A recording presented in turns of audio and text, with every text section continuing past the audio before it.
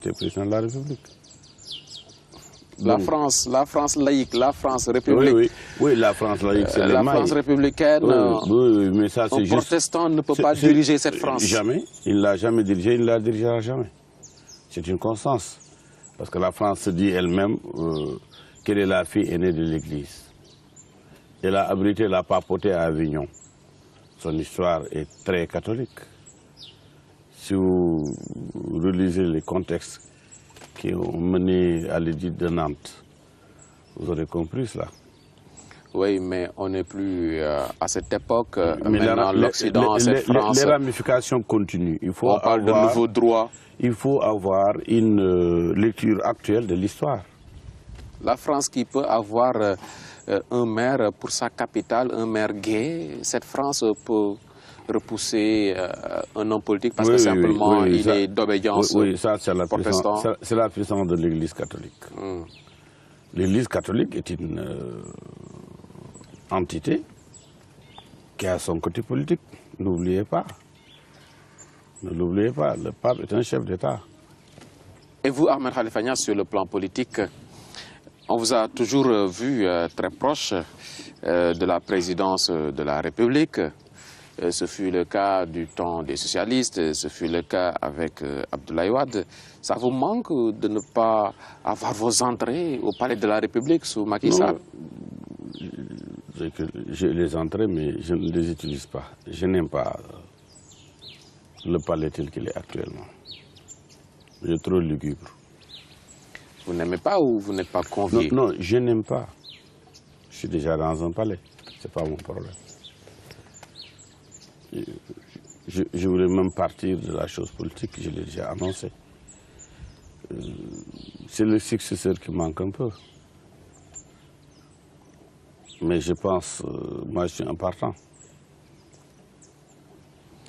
Oui, mais le président en exercice, le président Macky Sall, apparemment, il ne s'oriente jamais vers Ahmed Khalifa Niasse, comme on le voyait avec Abdoulaye Wade. Tout le monde pense qu'il n'a pas les mains libres. Rien qu'après avoir libéré Karim, il est menacé par cette gauche vraiment athée, immorale, insensée, inefficace. Il est l'otage. C'est la réponse facile. Non, ce n'est pas la réponse facile. Par qui il est entouré. Mais ces vieillards du Politburo qui sont là juste pour menacer le président, pour menacer le pays, pour le mettre sous inquisitions. Mais vous croyez que c'était facile pour Ahmed Khalifa Niasse? Il fallait simplement qu'il clique des doigts, mais là vous ne parvenez pas à le séduire, le président Macky Sall. Je ne cherche pas à le séduire. Moi, je suis réticent. Vous ne parvenez pas à le convaincre? Non. À l'attirer vers vous? Non, le journaliste n'est pas très avisé. Moi, j'ai reçu des invitations formelles pour intégrer le régime, mais j'ai refusé. Je l'ai déjà dit sur d'autres plateaux, en son temps. Donc, oui, pour vous reprendre au mot quand même, les faits. J'ai reçu des propositions pour intégrer le régime. Je n'ai pas voulu. Moi, je cherche à aider mon pays autant que faire se peut. Le président actuel est un ami sur le plan personnel, lui et sa famille. Mais sur le plan politique, non. Je ne peux pas cautionner ce que je considère comme étant une gestion au jour le jour. Un ami, le président. Oui, ça également, la phrase revient souvent. Beaucoup déclarent leur amitié avec le président Macky Sall. Mais c'est au président de déclarer son amitié. Non, il a fait. Même lorsque, vous savez, lorsqu'il a convié les gens pour cette mascarade de dialogue, il faut appeler les choses par leur nom. J'étais le premier leader du parti à qui il a donné la parole. C'est une marque d'amitié. Rien ne l'obligeait à me placer ainsi. cette amitié existe, elle est antérieure. Parce que vous avez parlé sous votre casquette de religieux. Non, non, non, non. Non. Non, je suis leader de parti, c'est en tant que tel. On ne m'a pas invité en tant que qui, mais l'enveloppe que j'ai reçue en tant que leader. Je n'ai pas reçu une invitation de religieux. Je n'ai pas parlé de religion. Je n'ai pas donné des prières. Mais ce qui est important est que cette amitié, elle est attestée, documentée.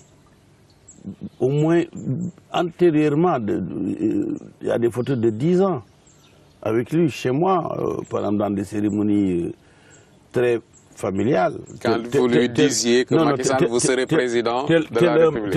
Tel un baptême. Dans votre chambre à coucher. Hein? Oui, oui. C'est-à-dire que, j'ai seulement contexté que ce n'est pas parce qu'on sait qui va être président qu'on doit prendre parti pour lui. Je savais bien avant qu'il serait président. Mais je ne me suis pas aligné pour autant. Il faut savoir lire les messages. Oui, mais tout de suite, quand vous contextez comme ça, on se rappelle l'entre-deux tours, ce meeting du PDS avec tous les proches à l'époque du président Abdoulaye Wade en direct sur les télévisions ici au Sénégal, quasiment toutes les télévisions du Sénégal. Ahmed Khalifa Niasse qui prend la parole, qui apostrophe Macky Sall, le candidat, pour lui dire « Macky, Danga Yakamti, vous êtes pressé ». Oui, oui, c'est de bonne guerre. C'est que la politique a ses lois, la campagne électorale, ce n'est pas tous les jours, mais que ça arrive. Donc vous saviez qu'il allait devenir un jour président, mais pas quand? Si, parce qu'on lui a annoncé les dates et tout. Mais ne venons pas dans ça. Ce que je voudrais dire, simplement, c'est que quand il y a une campagne électorale, il faut d'abord choisir son camp. Et quand on est dans un camp, ce n'est pas pour dormir. Il faut combattre l'autre. Politiquement et décemment. Et ça, c'est souvent à refaire et à chaque fois, je referai la même chose. Et que je soutiendrai mon candidat. Oui. C'est une question de dignité. Qualifié comme vous voulez. Question de dignité parce que ça m'amène toujours vers ces religieux. Il y a Tchilogne qui s'exprime présentement, les religieux de Tchilogne, très remontés contre Farba Ngom notamment et contre le régime, parce qu'il y a un geste qu'ils jugent déplacé simplement.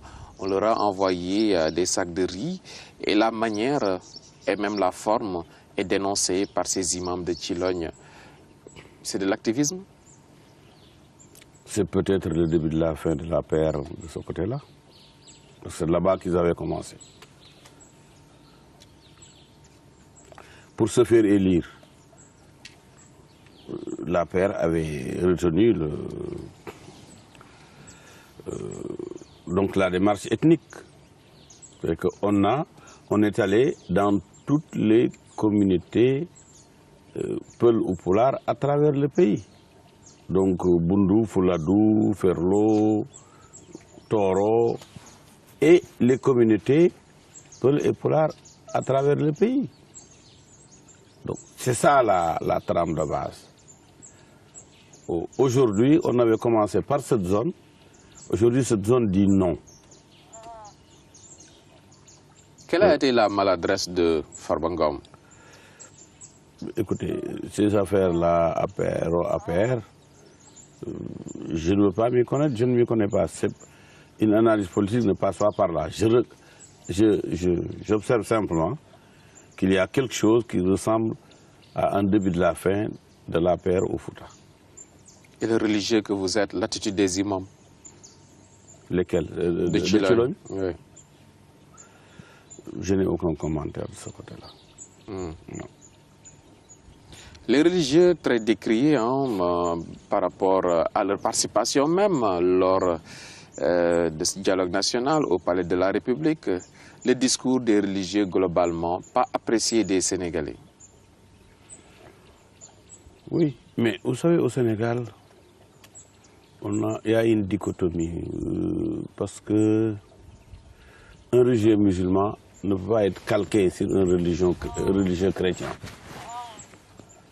religieux chrétien, il a un sacerdoce. Un religieux musulman est un citoyen. D'ailleurs, le président l'a dit. Qui gère ses intérêts. Non, oui, bien sûr. Parce que, pourquoi le religieux musulman? À la différence de l'abbé n'a pas à donner une dépense au quotidien. Il n'a pas d'enfants, il n'a pas de femme. Il ne gère pas des problèmes au quotidien. Le religieux musulman doit se réveiller tous les jours pour trouver de quoi nourrir sa propre famille et aider d'autres familles. C'est très différent. Donc ça se comprend que le religieux musulman soit toujours de connivence avec le pouvoir en place. Connivence peut-être pas, mais tolérance. Il peut tolérer. Il peut tolérer. Il ne faut pas réduire les choses au point de ridiculiser le religieux sénégalais, sans lequel la politique n'aurait aucun socle pour se fixer. Les religieux, les politiques aussi, se préoccupent toujours chez les religieux. Ils sont à Kaolack, à Toba, à Tivaouane. Qui utilise l'autre? Disons que c'est un modus vivendi qui peut-être aussi a fait son temps, ce modus vivendi. Parce qu'il exclut les religieux de la sphère de décision politique. Oui, mais quand le régime est en mauvaise posture par rapport à un dossier, on a vu l'éducation comme exemple, on peut donner le secteur de l'éducation comme exemple avec les syndicats enseignants. Il y a le cas Karim Wade, d'autres dossiers brûlants. Toujours les religieux sont convoqués pour déplacer le problème. Ensuite, ils sont écartés. Oui, oui, bien sûr, voilà. La décision est prise ailleurs, on leur fait jouer les figurants. Et après, voilà, la vraie politique, celle de l'efficacité, reprend ses droits. Et ils acceptent le jeu. Ça doit se passer comme ça? Ils savent à quel moment il faut agir ou réagir. Ils savent que les choses ne sont pas favorables à l'heure actuelle. Parce qu'ils ont résisté à une colonisation qui a duré presque 300 ans avec son côté post-colonial. Parce qu'on simplement, on a changé de toubab. Nous avions du toubab blanc, maintenant nous avons du toubab noir avec les mêmes pratiques. Et les religieux savent que la situation ne leur est pas encore favorable. Mais ils ne désespèrent pas de diriger un jour une révolution, genre Khomeini ou autre. Ils ne l'excluent pas. Aucun religieux n'exclut cela. Révolution? Oui. Dans le Sénégal? Oui. Au moment où non, vous savez, une révolution est subite. Ce n'est pas quelque chose qu'on prévoit, on fait une analyse, on dit bon, la révolution c'est tel mois, telle date. Non. Personne ne pensait que ça allait venir en Iran. Personne. L'Iran dans sa configuration, oui, mais l'islam du Sénégal avec ses confréries, c'est un islam en perte de vitesse, non? C'est le projet. Il n'y a pas de leader qui se dégage. C'est le projet caché de toutes les confréries, de tous les chefs religieux du Sénégal. Caché? Oui. C'est bien caché alors? Ce n'est pas un secret, mais disons que c'est le plan B. Tous les religieux voudraient un jour diriger le pays où ils sont. Mais jusque-là, les religieux qui s'activent, les religieux qui s'activent et qu'on connaît dans ce Sénégal, c'est pour leur propre charge, c'est pour leur intérêt du moment. Oui. Quand vous avez une vision courte, vous le voyez comme ça. Vous ne voyez pas les choses graves arriver. Ça, c'est une question de niveau de perception. Ce sont des faits. Hein. Non. D'accord, mais le fait, il peut être analysé. Vous mettez un serpent devant un enfant, il va essayer de jouer avec. Si la vision journalistique est un peu enfantine, mais c'est comme ça qu'on voit. Mais il y a des choses graves qui se passent. N'oubliez pas que les religieux à Touba, ils ont voté contre le régime. Alors que pendant 40 ans, ils étaient le soutien numéro du régime, y compris le temps de Senghor. Il y a eu des changements. Oui. Il faut voir les choses autrement. Je vous dis, pourquoi les religieux cherchent à contrôler le pouvoir, contrôler la cité? Simplement parce que le prophète qui est notre modèle était le chef de sa cité. Il ne soutenait personne. Donc le soutien, c'est une étape. Mais le véritable objectif, c'est de diriger la cité. Ahmed Khalifa Niasse sur ce plateau de Toute la Vérité, une courte pause. pour de la pub avant de revenir. D'accord.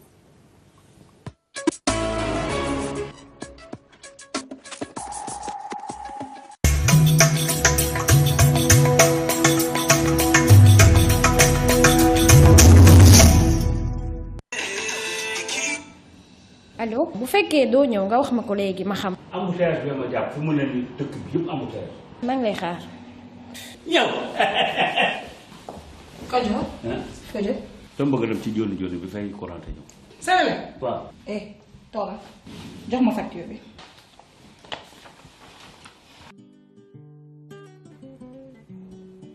lii lan la. ah gisuma ko bu baax de. doo ko mën a gis application vite fait. soxlootul déplacement dafay facture courant. facture ndox. wala TNT. mën nga envoyer xaalis mën nga recevoir xaalis ak vite fait c'est bien fait. vite fait moom tey trompé na ma lool.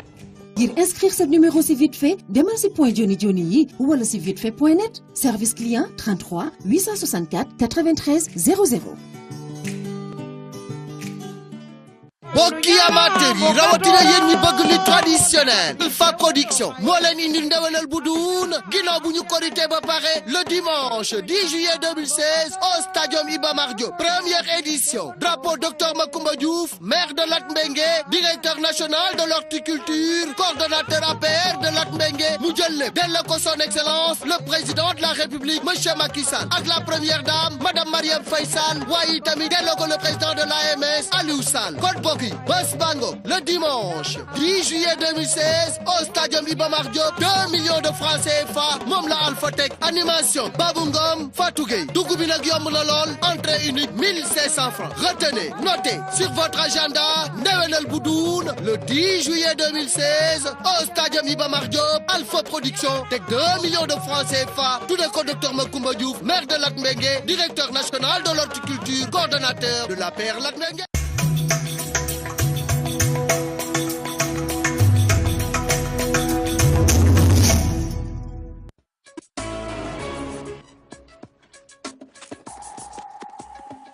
Merci de rester avec nous, Ahmed Khalifa Niass. L'actualité, c'est également le terrorisme. Vous avez accusé une mosquée ici à Dakar, la mosquée des sunnites soninké, surtout de Dakar, de l'avenue Malick Sy. Oui, vous les accusez ouvertement d'être une mosquée, un nid du terrorisme au Sénégal. Et vous regrettez que le chef de l'État, Macky Sall, aille prier là-bas. C'est une manière de les légitimer. Oui. Ils ont fini de porter plainte? Une plainte, c'est pas aussi facile que ça. Quand on porte plainte, on ne va pas chez les médias. On porte plainte, on respecte la justice. Terroriser la justice. Vous avez utilisé les médias pour s'attaquer à eux? Non, je ne suis pas attaqué à ces gens-là. Moi, j'ai développé des idées. Je n'ai pas à les attaquer. J'ai développé des idées. J'ai cité Koloban, j'ai cité l'avenue Malick Sy. C'est des lieux. Mais ici, c'est des écoles du terrorisme. L'enseignement, vous savez, l'un des débatteurs de cette émission, c'était le professeur Bakary Sam de l'UGB. Il a bien dit, il a cité des livres qui ont servi à assassiner les gens à Paris. Ces livres-là, c'est la base de leur enseignement. Ils n'ont qu'à dire qu'ils n'enseignent pas les livres de Ibn Taymiyyah et de Mohamed Abdel Wahab. Cet enseignement, c'est un enseignement terroriste qui vous incite à tuer votre propre père si vous n'êtes pas d'accord. C'est ça, inverser les valeurs de l'humanité. Et ça, si je ne le dénonce pas, qu'est-ce que je dois dénoncer alors? Les mouches qui volent? Abdel Wahab est un terroriste. Mohamed Abdel Wahab est l'ancêtre du terrorisme. Mon père l'a dénoncé, Khalil El Hadj Mohamed dans Jujutola. Abdel Wahab est également perçu comme un rénovateur. En son temps, ça avait commencé par ça. Mais lorsque vous venez dans une religion, vous trouvez des gens qui sont vos co-religionnaires et que non seulement vous les taxez de non-musulmans, mais vous licitez l'effusion de sang. Vous êtes quoi? Vous êtes un pacifique, ouais, comme ça? Ça n'a pas démarré avec Mohamed Abdel Wahab. L'Afrique a connu Cheikh Omar Foutiyou Tall, non? Oui, mais Oui. ça c'était comme feront les marabouts actuellement. Il voulait ériger un État. Il a réussi à asseoir une première base d'un État qui a sévi entre le Massina et le Fouta Djallon. Il était bien positionné au Sénégal avec Maba Diakhou, qui était l'un de ses talibés, si vous préférez. Et donc, il a jeté les bases d'un État. Il ne terrorisait personne. Il voulait ériger un grand État tidjane sur le territoire actuel de la CEDEAO. Et le wahhabisme, c'est quoi? Le wahhabisme, c'est ce que je vous ai dit, si vous voulez le définir. C'est la doctrine, c'est le 11 septembre, c'est les attentats de Paris, de Londres, du Maroc, d'un peu partout. C'est ça le wahhabisme. Et ça devient une guerre. C'est pas un enseignement. C'est l'islam contre l'islam. C'est pas un enseignement. C'est le comment tuer au grand maximum les autres. Même la cité du prophète n'a pas été épargnée. Vous acceptez que le prophète, là où il se repose pour l'éternité, si vous voulez, soit lui-même victime? Et si l'Arabie Saoudite est en guerre, vous êtes d'accord que l'Arabie Saoudite actuellement est en guerre? Non, non. L'Arabie Saoudite, simplement... Que fait l'Arabie Saoudite au Yémen? L'Arabie Saoudite est qualifiée de royaume wahhabite. Donc, le wahhabisme utilise les pétrodollars. Vous savez, les gens dont on parle ici, mais ce ne sont que des alimentaires. Tous sont payés d'argent, de pétrodollars. Ce ne sont pas des accusations faciles. Non. Les villages ici, dans le Sine, dans le Saloum, ailleurs, sont en train d'être apostasiés. Apostasiés pour sortir de l'islam et devenir des chrétiens par ces prêcheurs qui viennent du Brésil et d'ailleurs, et qui viennent avec du lait, avec du riz. Alors que ces gens-là ne les intéressent pas. Ils ne vont pas prêcher l'islam là-bas. Qu'est-ce qu'ils font? Ils perçoivent leur salaire, ils ont leur enseignement, et ils sont souvent, je veux dire, les wahhabistes aujourd'hui, ils font tuer les musulmans et ils laissent la place, ils laissent un vide qu'exploitent les téléévangélistes du Brésil aujourd'hui au Sénégal. Vos accusations sont graves. Mais prenez votre caméra. Ici au Sénégal, personne ne fait un reportage. Ils passent leur temps à photographier ce que vous faites est pire, les belles nanas. Écoutez, les belles nanas du buzz. C'est ça leur travail. Ils ne vont pas faire des reportages. Les réalités réelles, ça ne les intéresse pas. C'est qu'on est là, on photographie la Fatou, la Ndiaya, la Ndiobo, et ainsi de suite. Et c'est ça la une de tous les jours. Au Sénégal, c'est du besommania. On ne fait pas le travail. On ne fait pas sentir la réalité du Sénégal profond aux autres. C'est quoi? Vous vous sentez intouchable, Ahmed Khalifa Niasse, pour tenir de tels propos? Quels propos? Tirer sur tout le monde? C'est pas tirer sur tout le monde. Le jour où il y aura un boom, on verra que les gens qui ont fait le boom, ils sont venus de ces écoles-là. Et l'islam de Ahmed Khalifa Niasse? Oui, l'islam de Ahmed Khalifa Niasse, il se voudrait être un islam tolérant, raisonnable et qui, n'est-ce pas, prône la citoyenneté, la bonté, la solidarité. Et pour être un musulman sénégalais, il faudrait forcément appartenir à une confrérie.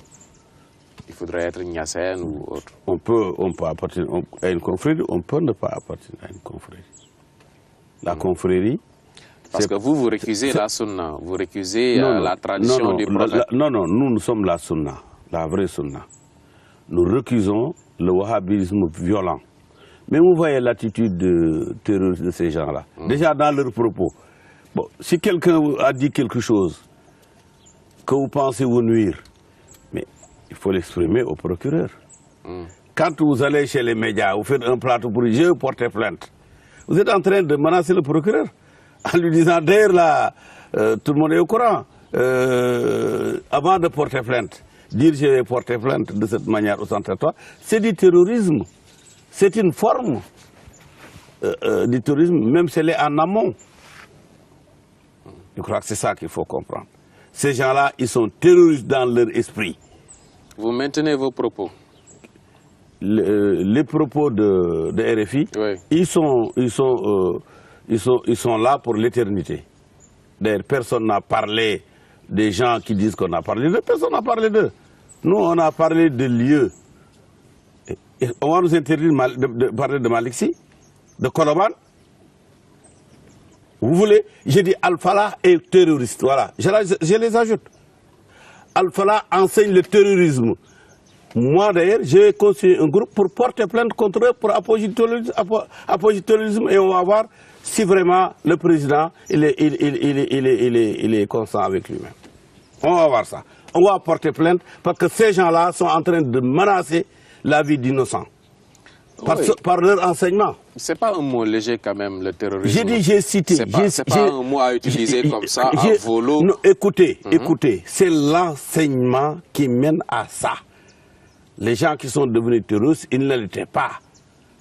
On leur a enseigné ce qu'a dit Ibn Taymiyyah, entre autres, et ce qu'a dit Mohamed Abdel Wahab, entre autres. Mais il y a des terroristes dans vos rangs. Écoutez, il y a des terroristes dans vos rangs. Je vais vous surprendre. Savez-vous que aussi bien Mohamed Abdel Wahab qu'Ibn Taymiyyah, ils sont cadres, ils l'ont écrit. Ils ont dit que toutes les confrères étaient mauvais sauf la Qadriya. Vous ne le saviez pas, je vous l'apprends. Ahmed Khalifa Niasse, le terroriste, qui est terroriste? Comment définissez-vous le terrorisme? Je ne suis pas là pour les définitions, je suis là pour répondre à des questions de l'actualité. Si le terrorisme, c'est de l'intolérance, c'est de l'exagération dans les réponses, dans les répliques, est-ce qu'il ne faudrait pas voir des terroristes partout? Non. Le terrorisme, c'est de faire des morts innocents qui n'ont rien fait. Soit c'est des femmes qui vont aller chercher la nourriture pour leur famille, quelquefois c'est des enfants innocents, des gens qui n'ont rien fait. Ils n'attaquent pas les casernes, les militaires, les gendarmes, les policiers. Ils attaquent des innocents, c'est ça ma définition. Des fois, en réponse à des politiques comme celle-là, menée par George Bush et Tony Blair en 2003 en Irak, ce sont des réponses à ces politiques qu'ils agissent simplement. Aujourd'hui, il y a le rapport Chilcot qui épingle le Royaume-Uni de Tony Blair et l'attitude de Bush envers l'Irak en 2003. Oui, j'ai vu le rapport. J'ai vu le rapport. Le rapport dit que les États-Unis et le Royaume-Uni ont menti à la communauté internationale pour s'attaquer à l'Irak de Saddam Hussein. Ils ont toujours menti. C'est pas du terrorisme? Non. Il faut pas. Combien de morts? Il y a combien de morts en Irak jusqu'à présent? Non, mais c'est pas ça le terrorisme. Ils ont mené une guerre avec des militaires qui visaient des militaires. C'est différent. Il faut pas. Il y a combien de civils irakiens doucement, qui meurent jusqu'à présent du fait de cette guerre? Oui, mais dans la guerre, ça s'appelle les dégâts collatéraux. Donc je crois qu'il ne faut pas faire de l'amalgame. Si déjà on ne sait pas distinguer une guerre de terrorisme, le terrorisme s'appelle en islam fitna. Fitna. Votre conception du Non, c'est ce que dit l'islam, c'est une ayah. C'est un verset. Je ne définis pas. Je répète ce que dit le Coran. Oui. Et fitna, selon le Coran, c'est quoi? La fitna, c'est la tradition du mot actuel terrorisme. Non, la fitna est traduite par les puristes par tout ce qui représente un obstacle, tout ce qui obstrue le chemin vers Allah. Non, là c'est le même mot qui est par ailleurs. Mais principalement, le Coran dit wal fitnatu ashaddu min al-qatl. Il dit par là que le terrorisme est pire que la guerre. Parce que la guerre, elle a des objectifs. C'est Ahmed Khalifa Niasse qui traduit le mot fitna par terrorisme. Non, moi, je suis ministre religieux. Et alors? Non, non, il n'y a pas de et alors. Comme toi, tu es journaliste. Et que moi, ce que je dis, il a une valeur religieuse. Ah bon? Oui, le journaliste... Mais quand même, je connais le sens du mot fitna. Oui, quand même. connaître, c'est pas suffisant. C'est pas suffisant de connaître comme c'est pas suffisant de connaître le mot droit pour parler de droit, ou le mot médecine pour parler de médecine. Fitna égale terrorisme. Laissez les médecins parler de la médecine, laissez les juristes parler du droit, laissez les religieux parler de la religion. Je suis religieux. C'est en tant que tel que tu es venu me voir, qu'on est venu me voir. Donc, à partir de ce moment-là, il faut savoir et vous arrogez, non, moi je suis religieux, fils de religieux, petit-fils de religieux. Ça, c'est non, et j'ai appris la religion dès mon plus tendre âge. Et j'ai fait des diplômes supérieurs. J'ai écrit sur cela. Et je prêche tous les jours que Dieu fait. Vous n'allez pas me disputer ça quand même. Oui, bon, mais... prenez le manteau de la religion. Je vous donne... vous voulez que je vous donne ça? Non, le verset est connu. Non, quand non, même. non, sur ça. On n'a pas besoin d'être religieux non, c'est trop léger. C'est trop léger. Vous faites comme les petits prêcheurs là qui font de la jurisprudence en la matière. C'est pas ça. Il ne faut pas que l'islam soit à la portée des voyantes mal fichues, des choses comme ça. Non. Des journalistes, non, je connais le verset. Vous ne connaissez pas le verset. Et vous ne connaîtrez peut-être jamais le verset. Le verset, il a ses structures. Attendez, il a son contexte historique, il a ses structures, il a son sens primaire, il a son sens secondaire, c'est certain, il a un sens caché, et ainsi de suite, extra. C'est pourquoi le prophète dit, mais bien en tant que des personnes, sur ce plateau, je ne peux pas accepter, une traduction. D'accord, donc Allah dit pas, c'est le nouveau religieux. Comme vous voulez, allez, va prêcher. Comme vous voulez. D'accord. Comme vous voulez, mais quand même dire que fitna égale terrorisme, c'est dans aucune traduction. Non, tu ne peux pas contester. Aucune traduction. Non, tu ne peux pas. Ça, ce sont des propos d'Ahmed Khalifa Niasse. Donc, laisse maintenant le téléspectateur en juger. Il ne faut pas être l'arbre qui cache la forêt. Vous faites souvent très mal votre métier. Allez-y. Ahmed Khalifa Niasse sur ce plateau de Toute la vérité. Et ce rapport Shilko qui épingle le Royaume-Uni très sévère, ce rapport par rapport au Royaume-Uni, qu'est-ce qu'il faudrait dire? Le rapport est là, il y a des milliers d'Irakiens, des milliers d'Africains qui meurent en Irak. Oui, le rapport est là, mais quand même, c'est le monde civilisé qui a tué ces personnes, donc il ne faut rien dire. Soit, mais j'ai dit, l'Angleterre n'a toujours fait que ça. Connaissez-vous le Taj Mahal en Inde? Vous voyez au moins l'image. Quand vous voyez l'image du Taj Mahal, le toit est de pierre en marbre.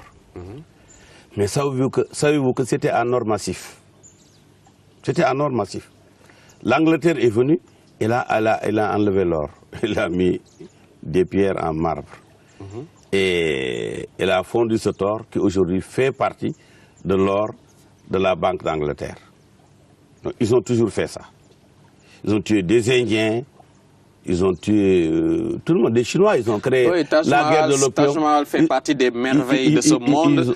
Oui, mais quand on parle des milliers de morts... Vous ne saviez pas que c'était en or? Oui, ce sont des détails. Ah non, Taj Mahal, Taj Mahal fait on est allé en Inde pour lui prendre son or. On est allé en Irak pour lui prendre son or noir. Voilà. Donc il y a une continuité. Ok. Et ces milliers de morts, le plus important, ce sont ces milliers de morts. Oui. Les gens continuent de perdre la vie en Irak. Bien sûr. Blair doit répondre de ça. Vous savez, moi, quand j'ai vu que Blair a été amené ici pour recevoir des chèques de notre pauvre État sénégalais, je me suis révolté. J'étais d'ailleurs le seul. Parce que le travail qu'il fait, je peux peut-être le faire mieux que lui. Faudrait-il regretter Saddam Hussein? Ah oui. Saddam Hussein, Kadhafi, oui, il faut les regretter. Oui, il faut les regretter. Lumumba, il faut le regretter. Kwame Nkrumah, il faut le regretter. C'était des mots nécessaires.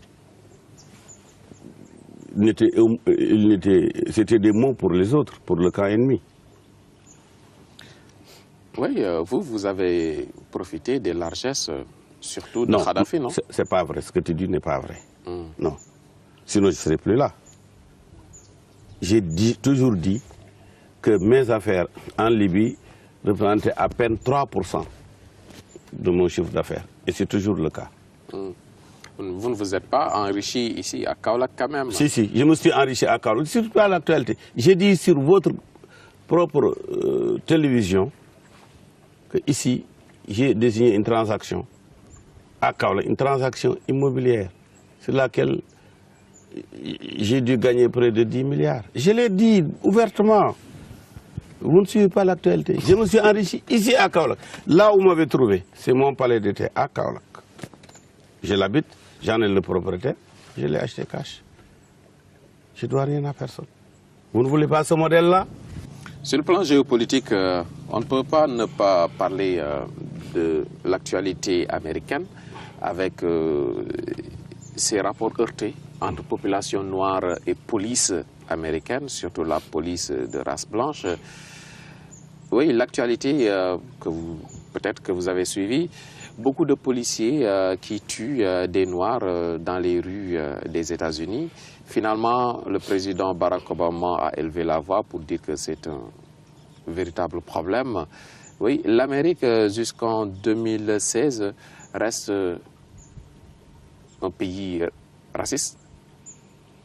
Oui, il y a des résidus. Dans toute chose, il y a des résidus. Il y a un résidu. Mais les Américains ont le pouvoir de s'auto-réparer. Par exemple, il y a juste quelques dizaines d'années, moi je me suis rendu aux États-Unis quand, en tant que noir, il faut prendre l'arrière du bus. Quand vous êtes en attente du bus, il y a des bancs qui sont réservés aux colorés. Aujourd'hui, il y a un président noir. Donc, ils ont réparé ce côté-là. Oui. Et maintenant aussi, la police fait ce qu'elle fait. L'Amérique est capable. Le Yes We Can, il demeure. L'Amérique a de grandes capacités. Est-ce que la communauté noire américaine n'est pas victime justement de Barack Obama, de ce président noir, pour leur rappeler que voilà, vous restez des Noirs, vous restez des Américains de seconde zone.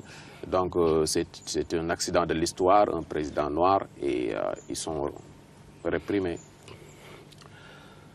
Je crois que l'Amérique, c'est près de 350 millions de personnes. Il ne suffit pas de 4 ou 5 meurtres de policiers. Il ne faut pas demander aux policiers aussi, parce qu'il est noir, de se faire...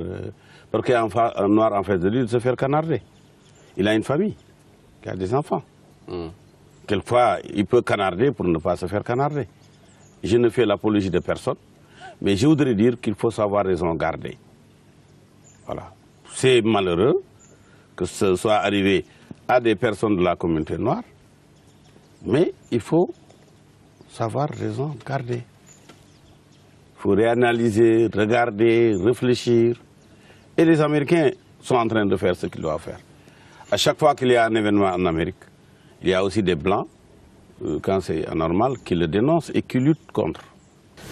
Ahmed Khalifa Niasse, est-ce qu'on peut vous présenter aujourd'hui comme un provocateur quand vous traitez Oussage Aliou Sall de Père Noël? Vous savez, quand vous dites que, je vais répondre. Je vais répondre parce qu'il a été créé dans utilise le subsidiaire oui, et laisse le principal. Absolument. Quand vous nous dites qu'il y a deux Corans, quand vous nous dites que Omar ibn al-Khattab avait des concubines. Mais il faut aller lire. Il faut aller lire. Pape Cheikh Sylla, il faut aller lire. Il ne faut pas dire là sur place, à pied levé, que ce que je dis n'est pas vrai. Va lire. Moi j'ai lu, j'ai appris. Il faut aller apprendre. Il faut aller apprendre. Je te renvoie au livre, je te les donne tout de suite. Tout ce que je t'ai dit, il suffit de googliser. N'importe qui peut dire Omar. Tout ce qui est écrit n'est pas vrai. Hein? Non, j'ai dit, il faut dire, allez-y, googliser Omar et le voile. Et la répression du voile. Regardez, moi je ne suis pas maître de Google. Je vous donne là où se trouve l'information. Ils vous montreront les livres, les références, les dates et tout. Mais c'est très facile de dire oui, pour qui vous prenez. Alors, non, c'est pas ça. La question, c'est pas de se prendre pour qui on n'est pas. Ouais. La question, c'est d'informer juste les gens. Et vous avez le monopole. Oui, mais le président en exercice, le président Macky Sall, apparemment, il ne s'oriente jamais vers Ahmed Khalifa Niasse, comme on le voyait avec non, tout le monde pense qu'il n'a Wade. pas les mains libres.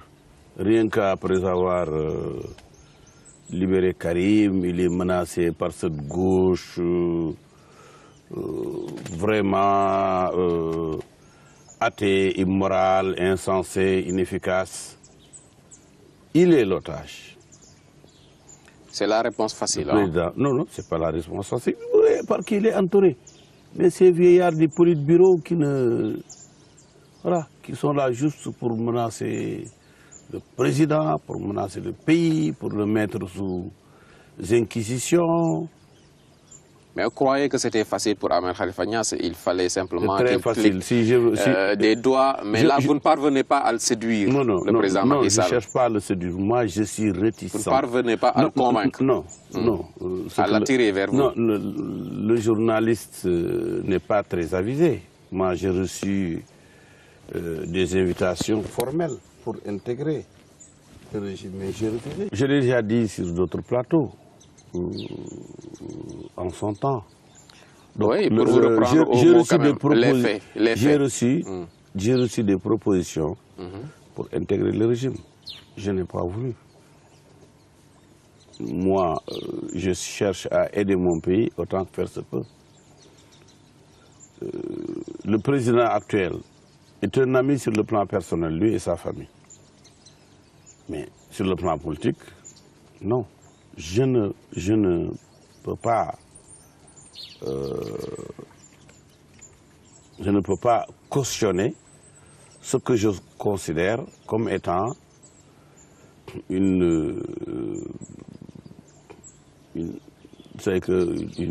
gestion taureau et les communautés Peul et Pulaar à travers le pays. C'est ça la trame de base. Aujourd'hui, on avait commencé par cette zone. Aujourd'hui, cette zone dit non. Quelle a été la maladresse de Farba Ngom? Écoutez, ces affaires-là, APR, je ne veux pas m'y connaître, je ne m'y connais pas. Une analyse politique ne passe pas par là. J'observe simplement qu'il y a quelque chose qui ressemble à un début de la fin de l'APR au Fouta. Et le religieux que vous êtes, l'attitude des imams? Lesquels? De Chilogne? Oui. Je n'ai aucun commentaire de ce côté-là. Non. Les religieux très décriés par rapport à leur participation même lors de ce dialogue national au Palais de la République, le discours des religieux globalement pas apprécié des Sénégalais. Oui, mais vous savez, au Sénégal, il y a une dichotomie parce que un religieux musulman ne peut pas être calqué sur un religieux chrétien. Le religieux chrétien, il a un sacerdoce. Un religieux musulman est un citoyen. D'ailleurs, le président l'a dit. Qui gère ses intérêts. Non, oui, bien sûr.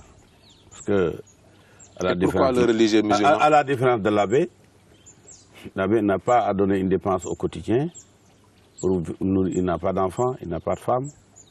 Il ne gère pas des problèmes au quotidien. Le religieux musulman doit se réveiller tous les jours pour trouver de quoi nourrir sa propre famille et aider d'autres familles. C'est très différent. Donc ça se comprend que le religieux musulman soit toujours de connivence avec le pouvoir en place. Connivence peut-être pas, mais tolérance. Il peut tolérer. C'est le président de la République. La France laïque, la France républicaine. Oui, la France laïque, c'est la France républicaine. Oui, mais ça c'est juste. Un protestant ne peut pas diriger cette France. Jamais. Il ne l'a jamais dirigé, il ne la dirigera jamais. C'est une constance. Parce que la France se dit elle-même qu'elle est la fille aînée de l'Église. Elle a abrité la papauté à Avignon. Son histoire est très catholique. Si vous relisez les contextes qui ont mené à l'édit de Nantes, vous aurez compris cela. Oui, mais on n'est plus à cette époque. Maintenant, l'Occident, cette France... Les ramifications continuent. On parle de nouveaux droits. Il faut avoir une lecture actuelle de l'histoire. La France qui peut avoir un maire pour sa capitale, un maire gay, cette France peut repousser un homme politique parce que simplement il est d'obédience protestante. C'est la puissance de l'Église catholique. L'Église catholique est une entité qui a son côté politique. N'oubliez pas. Ne l'oubliez pas, le pape est un chef d'État. Et vous, Ahmed Khalifa Niasse, sur le plan politique, on vous a toujours vu très proche de la présidence de la République. Ce fut le cas du temps des socialistes, ce fut le cas avec Abdoulaye Wade. Ça vous manque de ne pas avoir vos entrées au palais de la République sous Macky Sall? J'ai les entrées, mais je ne les utilise pas. Je n'aime pas le palais tel qu'il est actuellement. Il est trop lugubre. Vous n'aimez pas ou vous n'êtes pas convié? Non, je n'aime pas. Je suis déjà dans un palais. Ce n'est pas mon problème. Je voulais même partir de la chose politique, je l'ai déjà annoncé. C'est le successeur qui manque un peu. Mais je pense, moi je suis un partant. Sur les télévisions ici au Sénégal, quasiment toutes les télévisions du Sénégal, Ahmed Khalifa Niasse qui prend la parole, qui apostrophe Macky Sall, le candidat, pour lui dire « Macky, danga yakamti, vous êtes pressé ». Oui, oui, c'est de bonne guerre. C'est que la politique a ses lois, la campagne électorale, ce n'est pas tous les jours, mais que ça arrive. Donc vous saviez qu'il allait devenir un jour président, mais pas quand? Si, parce qu'on lui a annoncé les dates et tout. Mais ne venons pas dans ça. Ce que je voudrais dire, simplement, c'est que quand il y a une campagne électorale, il faut d'abord choisir son camp. Et quand on est dans un camp, ce n'est pas pour dormir. Il faut combattre l'autre. Politiquement et décemment. Et ça, c'est souvent à refaire et à chaque fois, je referai la même chose. Et que je soutiendrai mon candidat. Oui. C'est une question de dignité. Qualifié comme vous voulez. Question de dignité parce que ça m'amène toujours vers ces religieux. Il y a Tchilogne qui s'exprime présentement, les religieux de Tchilogne, très remontés contre Farba Ngom notamment et contre le régime, parce qu'il y a un geste qu'ils jugent déplacé simplement. On leur a envoyé des sacs de riz et la manière et même la forme est dénoncée par ces imams de Tchilogne. C'est de l'activisme? C'est peut-être le début de la fin de la PR de ce côté-là. C'est là-bas qu'ils avaient commencé. Pour se faire élire, la PR avait retenu donc la démarche ethnique. On est allé dans toutes les communautés Peul ou Poulard à travers le pays. Donc Bundu, Fouladou, Ferlo, au jour le jour. Un ami, le président. Oui, ça également, la phrase revient souvent. Beaucoup déclarent leur amitié avec le président Macky Sall. Mais c'est au président de déclarer son amitié. Non, il a même lorsque, vous savez, lorsqu'il a convié les gens pour cette mascarade de dialogue, il faut appeler les choses par leur nom. J'étais le premier leader du parti à qui il a donné la parole. C'est une marque d'amitié, rien ne l'obligeait à me placer ainsi. Cette amitié existe, elle est antérieure. Parce que vous avez parlé sous votre casquette de religieux. Non. Je suis leader de parti, c'est en tant que tel. On ne m'a pas invité en tant que qui, mais l'enveloppe que j'ai reçue en tant que leader. Je n'ai pas reçu une invitation de religieux. Je n'ai pas parlé de religion. Je n'ai pas donné des prières. Mais ce qui est important est que cette amitié, elle est attestée, documentée. Au moins, antérieurement, il y a des photos de 10 ans avec lui, chez moi, par exemple dans des cérémonies très familial. Quand vous lui disiez que Macky Sall, vous serez président de la République. Tel un baptême. Dans votre chambre à coucher. Hein? Oui. C'est-à-dire que, j'ai seulement contesté que ce n'est pas parce qu'on sait qui va être président qu'on doit prendre parti pour lui. Je savais bien avant qu'il serait président. Mais je ne me suis pas aligné pour autant. Il faut savoir lire les messages. Oui, mais tout de suite, quand vous contextez comme ça, on se rappelle l'entre-deux tours, ce meeting du PDS avec tous les proches à l'époque du président Abdoulaye Wade en direct.